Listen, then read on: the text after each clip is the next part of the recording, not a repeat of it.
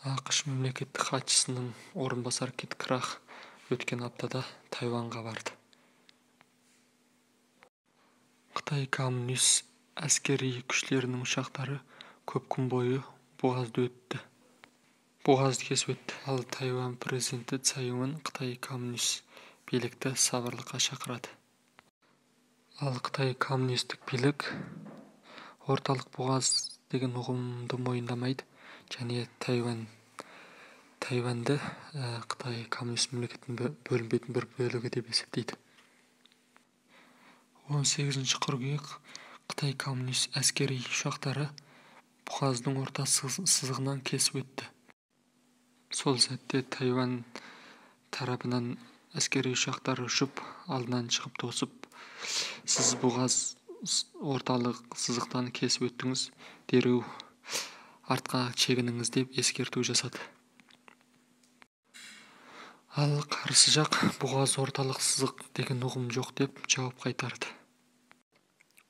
ақш-тың қорғаныс министрлігі Джон Суп Тайваньның орталық жаңалықтар агенттігіне берген сұхбатында былай деді: Қытай коммунист әскери күштерінің әрекеттері қазіргі тұрақтылықты бұзып, Тайваньды жаулау мақсатында екенін білдіреді.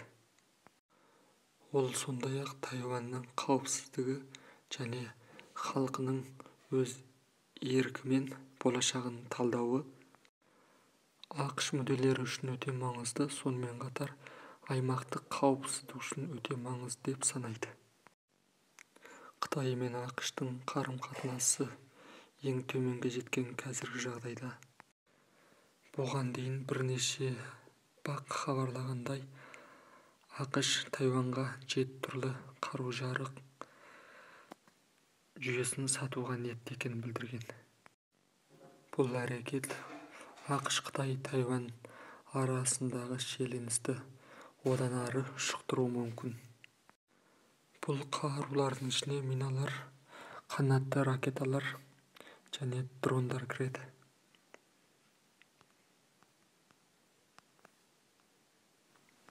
Бұл жоспарлар туралы өткен аптада ақш мемлекеттік хатшысы Помпео Трампқа есеп берді.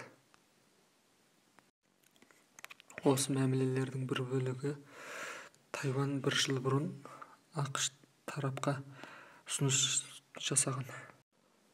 Бірақ ақш тарапы мақұлдау процесін енді қабылдап жатыр.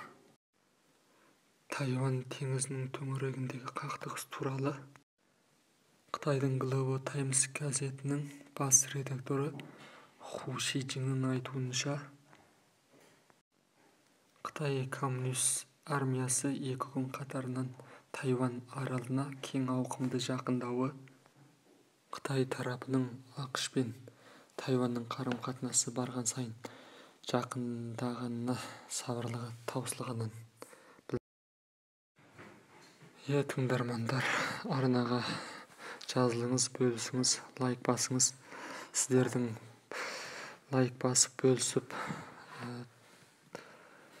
тіркелгендеріңіз біз үшін үлкен қолдау. Рахмет.